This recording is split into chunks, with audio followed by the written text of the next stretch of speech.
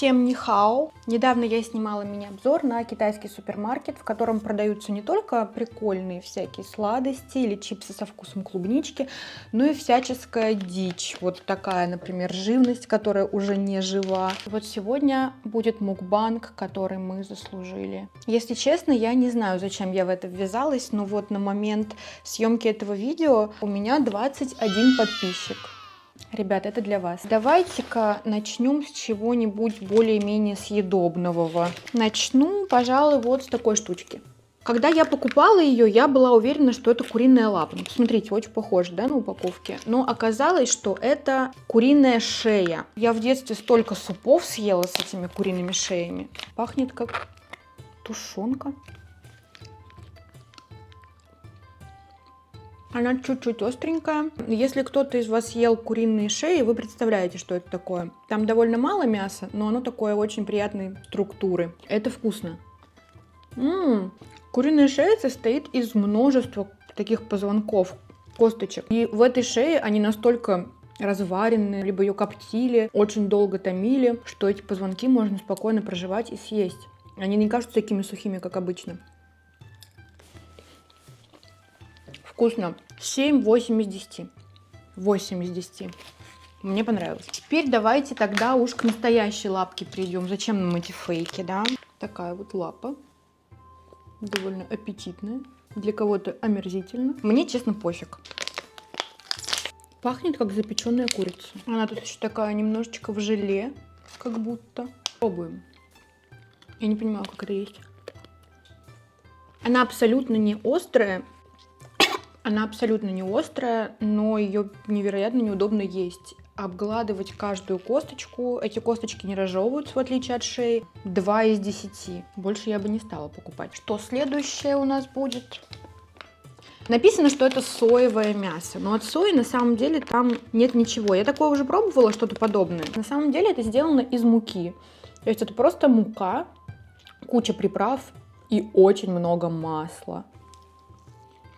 Как будто взяли читос и вымочили его в масле с какими-то очень странными специями. 3 из 10 более чем достаточно для этого продукта. Я также купила напиточки. Несмотря на то, что супермаркет китайский, некоторые продукты все-таки из других стран Азии. Например, из Японии, что-то из Кореи или из Таиланда, кстати. Такой напиток я уже пробовала. Вкус каламанси, такой зеленый апельсин или мандарин. Все, что я пробую с его вкусом, невозможно вкусно, просто невероятно. У меня такая любовь до этого была только к юдзу. И вот появился теперь еще и каламанси.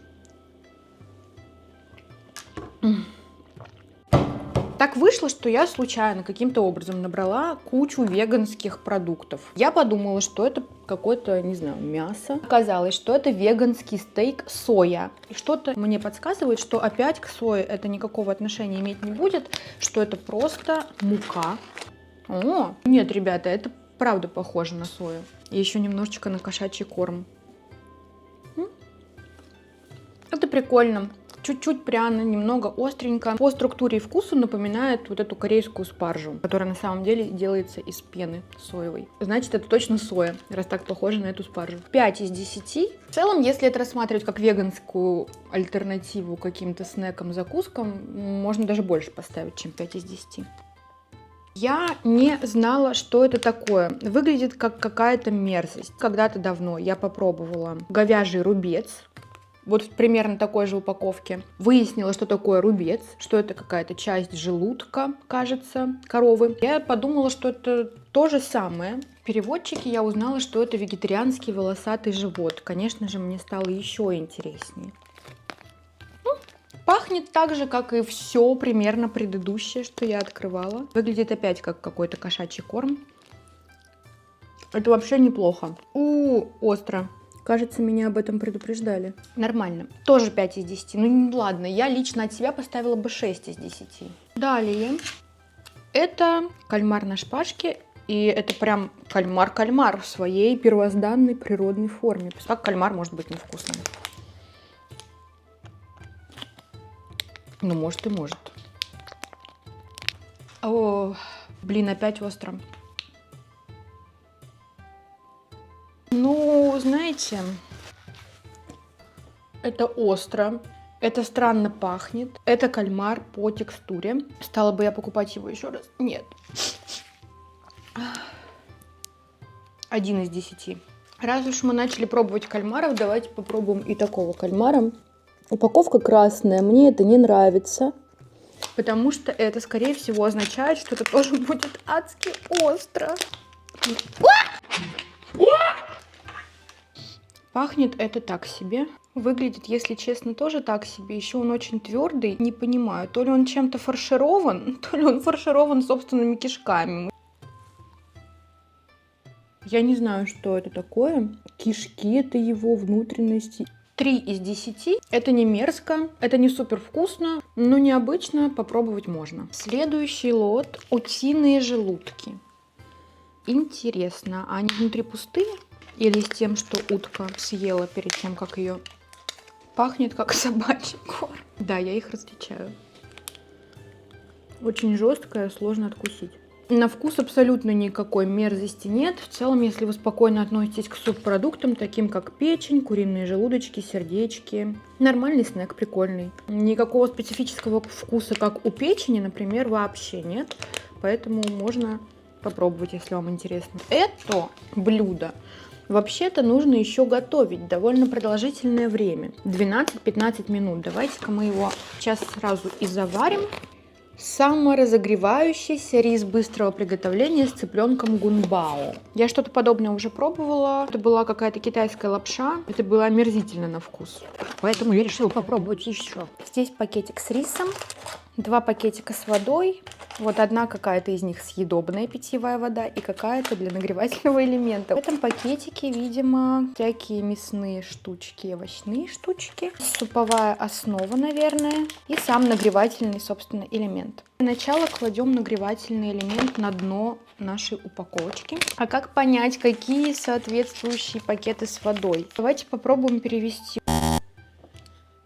Ладно, если я отравлюсь, в этом виноват будет Яндекс.Переводчик. Рис выглядит очень красиво, он будто пропаренный, пропитанный маслом. Наверное, это будет мисо-суп. Смотрите, какая прелесть. Спрессованный мисо-суп. И самое интересное, это вот эта жижа. Пахнет неплохо. Не омерзительно, не отвратительно. А мне же в мисо-суп тоже нужно воду заливать. Пока это выглядит данным образом. Самое интересное, заливаем воду в отсек с нагревательным элементом. И нужно очень-очень быстро сразу же подставить туда отсек с едой и закрыть крышкой. Реакция пошла. 15 минут, запуск. Отставляю в сторону и продолжаем. Вот такие сушеные крабики. Это прям настоящие крабики, целые, которые когда-то мило бегали по песочку. Если вы пробовали биск креветочный, вываренный такой соус из панциря креветок, вот это прям оно. Прям целый панцирь, вот его глаза и рот. Не могу сказать, что это вкусно. Это очень соленый снэк, очень хрустящий. Не понимаю, кажется, что не острый. Как будто я жую головы креветок. По факту практически так оно и есть. Это просто панцири с клешнями, лапками. А нет, все-таки острые. 2 из 10. Это можно попробовать, это интересно, прикольно. Вкусно ли это? Нет. Следующее у нас утиные кишки. Написано, что остро. Да. Да-да. Пахнет как практически все, что было до этого. Выглядит это опять как какой-то спрессованный кошачий корм. Это прикольно. И, кстати, не то чтобы это остро. Они такие жевательные. Не знаю, с чем сравнить. Со свиными ушами. Для любителей всяких субпродуктов, мне кажется, зайдет очень хорошо. Извините, если видно, что у меня грязный рукав. Ну уж все, переодеваться-то я не буду. 8 из 10. Я бы взяла еще. Дальше. Побеги бамбука и конжак. Конжак я уже пробовала, и он мне понравился, когда я пробовала его в первый раз. Пахнет почему-то куриным бульоном. Что из этого бамбук, что из этого конжак? Наверное, то, что слева бамбук, а то, что справа кусочек конжак. Вот из этой упаковки бамбук очень похож и по вкусу, и по структуре на маринованный имбирь, который кладут в наборы с роллами и суши. Хрустяще. Прикольно. Мне кажется, добавлять такое можно в салаты какие-нибудь, чтобы разнообразить свое меню. Ну, это 7.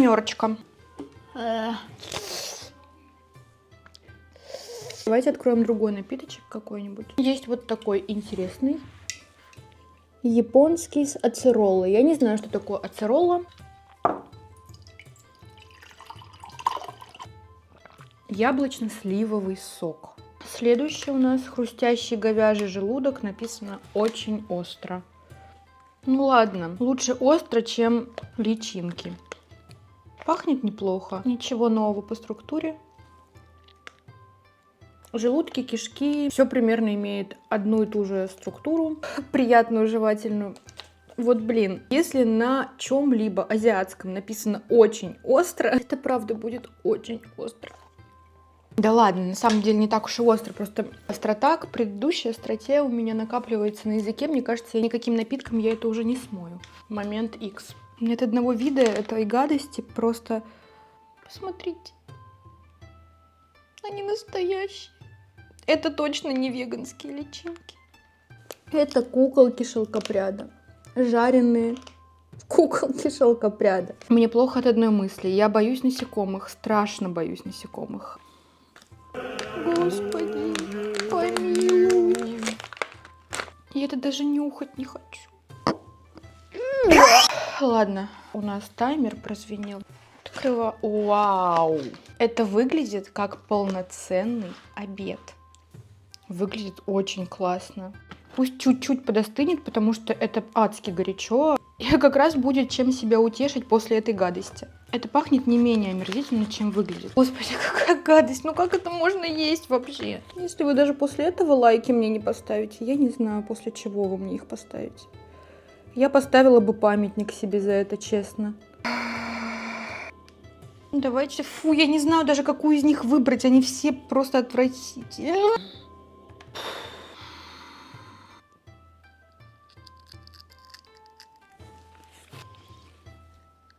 I can't believe I did that. I am so stupid. I don't know what I was thinking. Я это глотать не буду. Это худшее, что может быть. Ever. Это минус 1 000 000 из 10. Это просто омерзительно, мерзопакостно и ужасно. Давайте попробуем что-то теперь поприятней. Вот такие конфетки с креветкой на упаковке. После куколок шелкопряда, ребята, я уже готова просто ко всему. Пахнет как обычная карамелька. Нет тут никакой креветки. Карамелька по типу рачков. 6-7 из 10. Ну, конечно, ожидала я немножечко другого. Почему, интересно, и у нас эти конфеты связаны каким-то образом с рачками, и в Китае это связано с креветкой? Почему так? Открою еще один напиточек. Снова японский, не китайский. Сикуваса. Okay. Какой-то японский цитрус. На вкус ничего особенного. Классический лимонад из лимонов. Ну что, время попробовать наш полноценный комплексный обед. Этот соус с курицей и овощами. Мне сейчас прям попал консервированный горошек. Очень вкусно. В супчике вижу морковь, водоросли и яйцо. Я бы добавила в него меньше воды, потому что он практически безвкусный. Ну, прикольно. Я добавлю соус к рису. Это вкусно. Это правда вкусно. Лапша, которую я пробовала, была просто омерзительна. Там плавал жир, был какой-то неприятный привкус, неприятный запах. Здесь же мало того, что нет ничего омерзительного, неприятного, так это действительно еще и вкусно. Я это доем. Также я купила вот такие сушеные древесные грибы. Этот брусочек нужно заливать водой. Вообще по правилам это нужно заливать, кажется, холодной водой. Я, чтобы ускорить процесс, попробую залить горячий. И оставим так. О, смотрите, там уже что-то происходит. Следующее. Пюре ягод годжи. Я пробовала ягоды годжи только в сушеном виде. Никогда не пробовала свежие. По вкусу похоже на что-то из шиповника. 6 из 10. Также я не удержалась и взяла вот такую штучку. Это шипучая карамель, как в детстве. И мы плавно переключаемся во вкладку ASMR. Я обожаю такое. Вау! Посмотрите, как они выросли. Из такого маленького, малюсенького брусочка у нас получилась целая тарелка древесных грибов. Я понимаю, что это сейчас будет безвкусное нечто. Это просто грибы. Весь вкус таких грибов заключается обычно в маринаде, в соусе, который добавляют к ним. Можно добавлять их вот прям в таком виде в супы, либо перемешать с каким-то маринадом, соусом. Ну и последнее, что осталось попробовать, это паста из измельченного юдзу. И это тоже продукт из Японии, не из Китая. Прямо на упаковке нарисованы варианты использования. Можно добавлять в какие-то блюда, а можно разводить с водой и получать какой-то вкусный напиток. Выглядит прикольно. Я буду добавлять это в ванильный пломбир и кайфовать. Это измельченная цедра юдзу вперемешку с соком юдзу. Это довольно горькая штучка. В чистом виде это есть невозможно, но можно добавлять. И я сейчас добавлю.